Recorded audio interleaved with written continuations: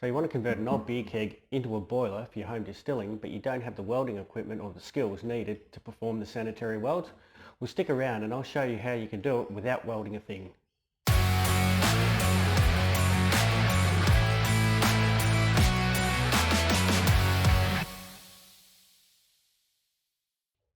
If you've ever tried converting an old beer keg into a boiler, you know how difficult, time-consuming and expensive it can be. That's why at Moonshine Still Project we wanted to come up with a way that would allow anybody with limited DIY skills and only basic hand tools the ability to build a boiler just like this in just one afternoon.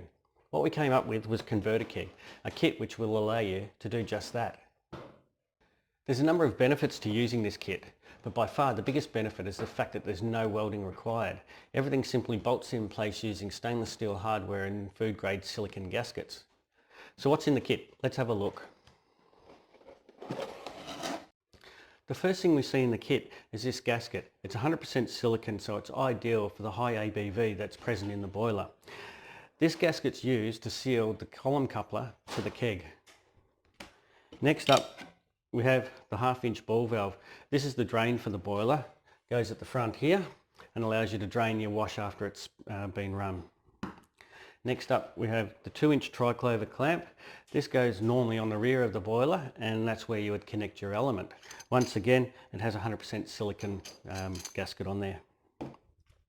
There's also a hardware kit which contains all the stainless steel nuts and bolts. They're all 304 grade and they're used to attach the coupler and the legs to the boiler. Here we have the heart of the kit. This is the column coupler and this is what makes this kit so special. This column coupler is actually curved to the same curvature as the top of the boiler. This allows for a really good fit and 100% seal. Finally in the kit, there's these legs. These now come flat packed. That way it's going to save you a bit on shipping. But the whole idea behind these legs is to get the boiler up off the ground. It helps in gravity draining the boiler at the end of your run, but also if you decided to run this on gas, you've also now got plenty of room under here to put your burner in.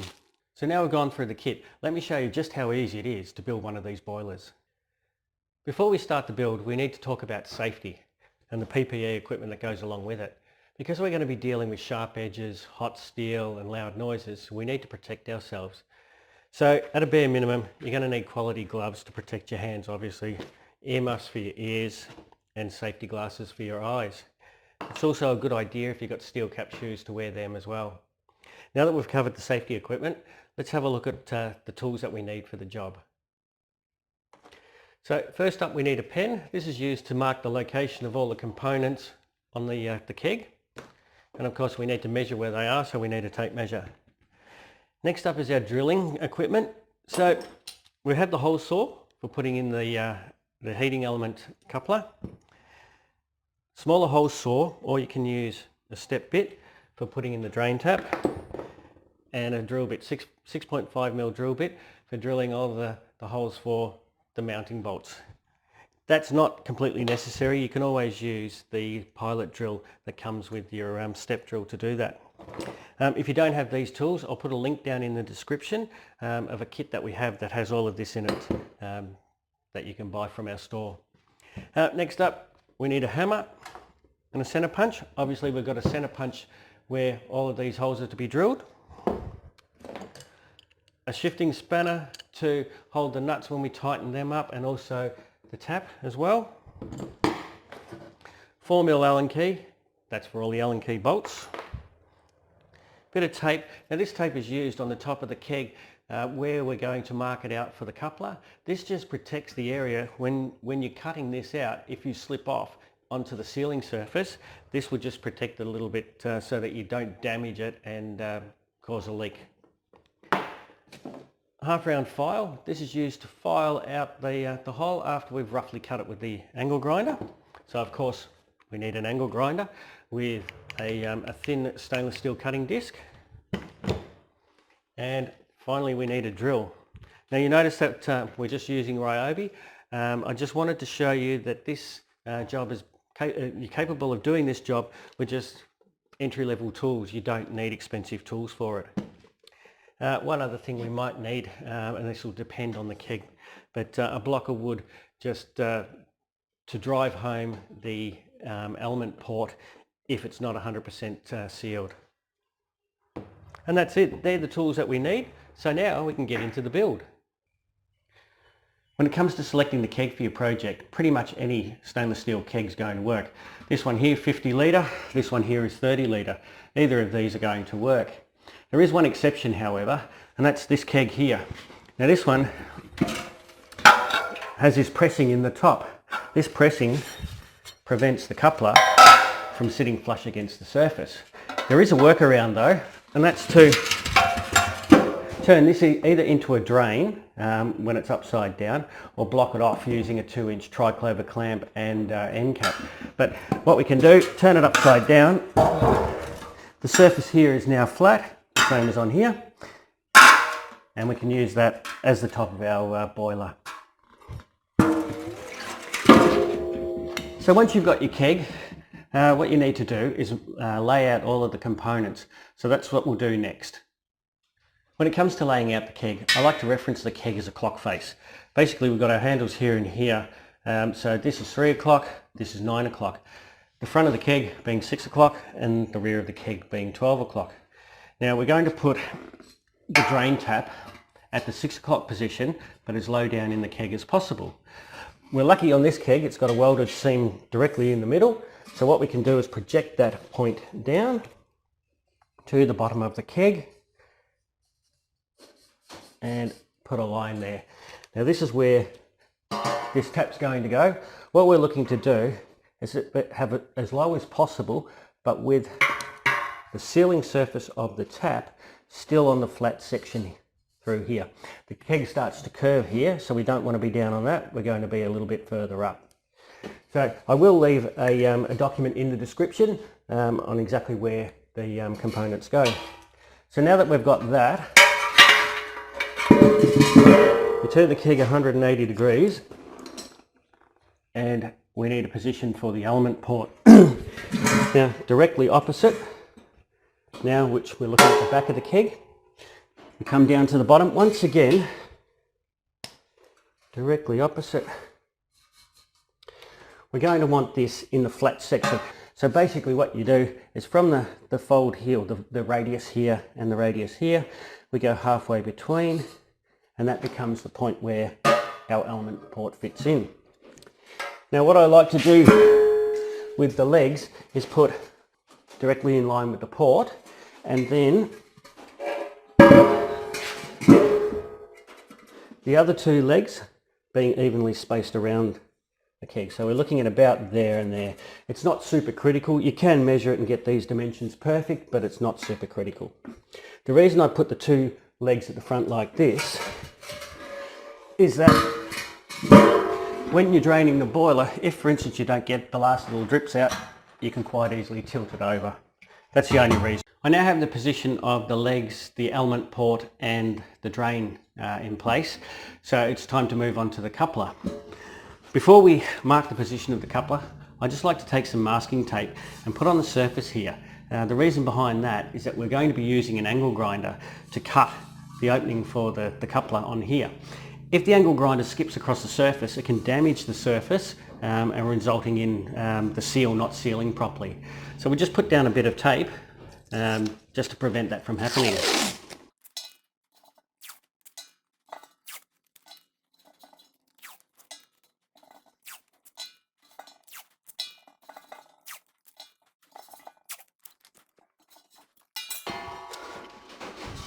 Now that we've got the tape in place, it's just a matter of sitting the coupler over the snout on the keg and making sure that it's central to that. So by that I mean just going around and measuring the distance from the snout here to the edges. Just make sure that it's uniform.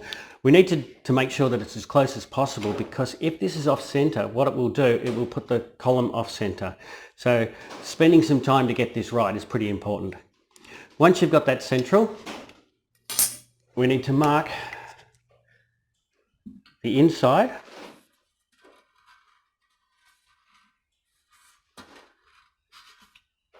and then also all of the mounting holes. So we're just putting a dot with a Sharpie into these, making sure that the coupler doesn't move as we're doing this. So now we've got the 8 bolt holes marked, and we've got a cut line inside here for when we cut the top off the keg in order to mount the coupler.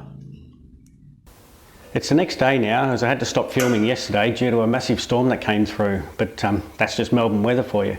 Anyway, we're going to centre punch all of these hole locations. So it's on with the earmuffs,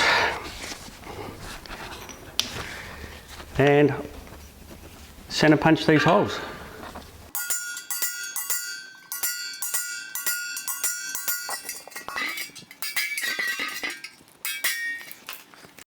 Now that that's done, we can drill these holes out to 6.5 millimetres.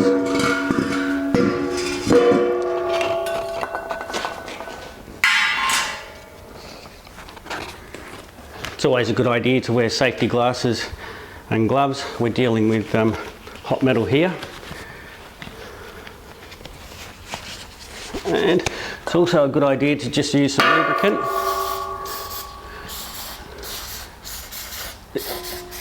This just helps the drill bit cut through.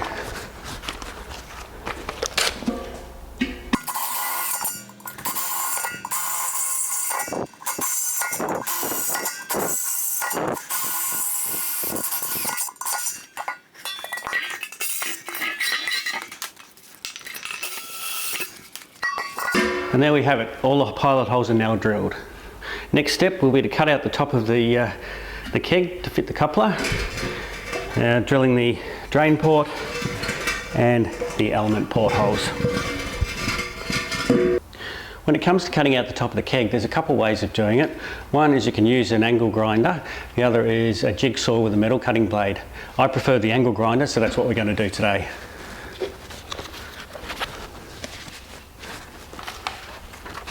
Now this grinder doesn't have a guard on it. The guard's been removed so that we can get a better camera shot, but it's always a great idea to keep the guard on.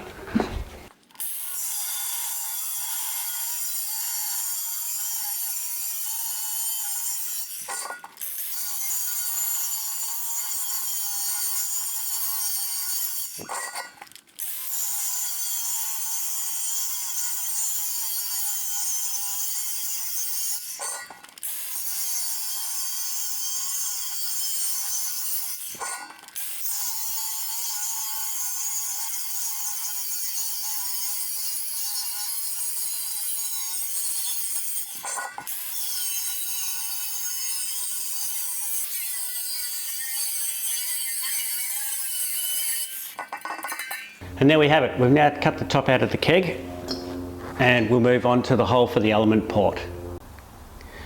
In order to fit the element port, we need to drill a 52mm hole. I'm using a bimetallic hole saw for this. Now the trick here is to go nice and slow. The slowest speed on your drill, that'll prevent the metal from overheating and work hardening. So it's also a good idea to use a little bit of lubricant as well.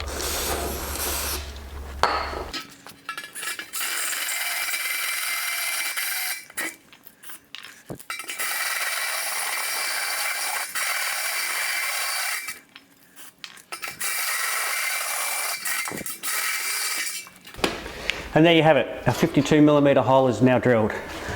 Now we move on to the hole for the drain port. For this I'm using a 19mm hole saw. You can use a step drill, but because I've got the hole saw here, I'm going to use that. Once again, nice and slow, using lubricant.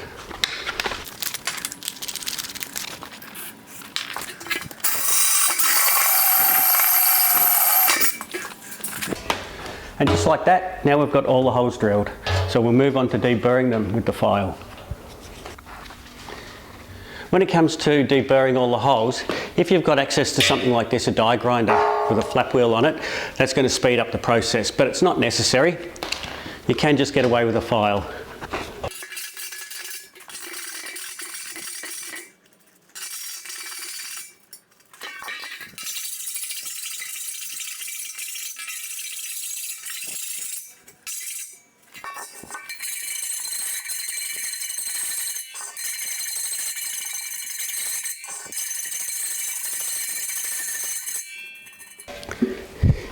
Now that hasn't taken long at all, and we've knocked down all the burrs on all of the holes.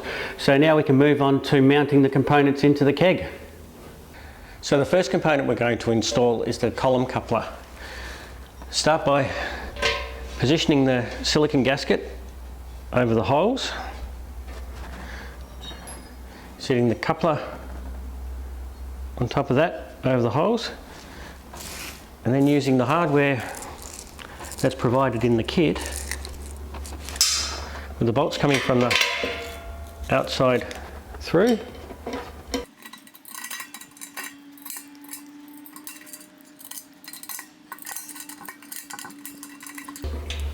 And then we fit the nuts from the inside.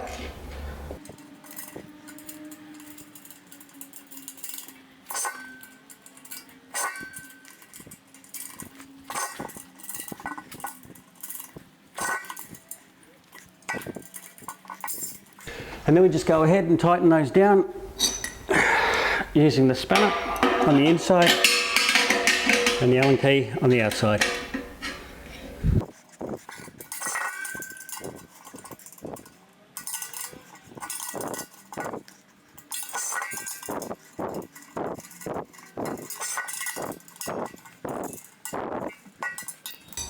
Now that they're all tightened down, we can fit the element port. So with the element port,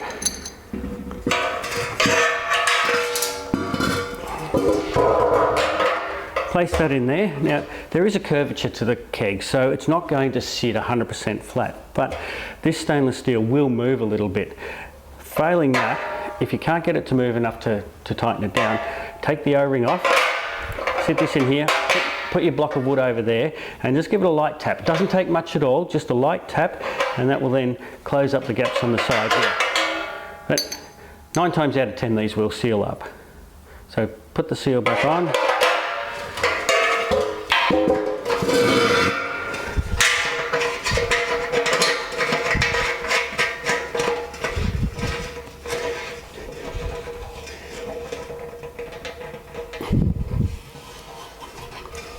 Now I find that hand tight most times will work on tightening this up, but if need be you can use a pair of multis. Just put a rag around it so you don't mar up the edges of this, but yeah, put a pair of multis on it and tighten it up a little bit. Now finally we can fit the drain tap. So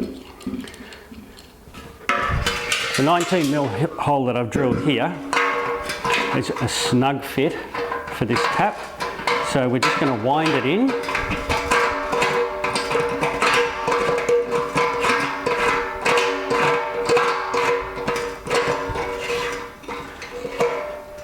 And position it so it's pointing straight down.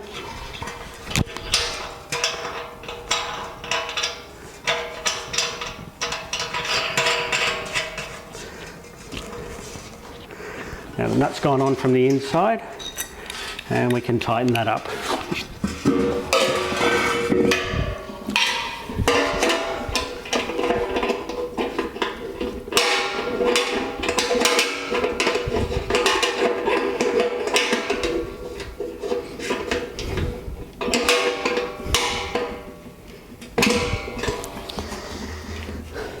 Okay, so now all those components are fitted, we'll turn it upside down and get ready to install the legs. As I mentioned earlier, the legs now come flat packed, so we need to form them up before we can fit them. To form them up, it's just a simple process of bending the leg around and using the guide that's supplied in the kit. We sit this against the edge on this. I've bent it a little bit too far, so we need to back it out a bit. Gone a little bit the other way. And that's perfect. So now we repeat the process on the other side.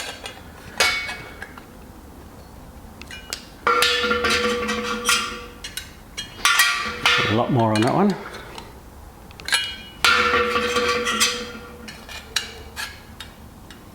We've gone a little bit too far on that one as well, so we'll just bring that back out a bit. Yeah.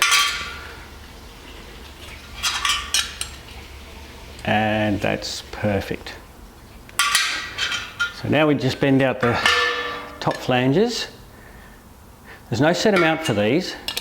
All we're doing is bringing them out to roughly straight. And this here is going to mimic the curvature of the keg. So now we set that over there and we can see we're pretty close. So that's good enough for now. So what we have to do, where we previously marked the position for the legs, we sit the leg over there and align the mark with the centre of the holes in the vertical of the leg. Then, using the Sharpie again, just mark where the mounting holes are. And repeat this for the other two legs.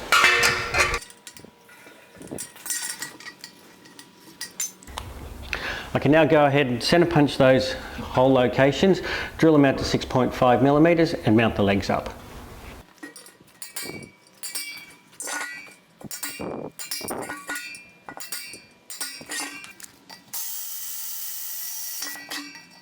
Now that we've got all the legs formed, it's just a simple process of bolting them into place using the hardware provided.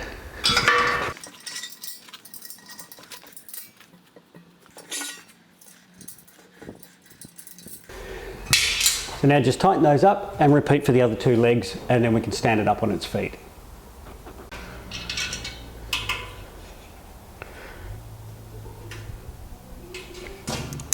And there you have it.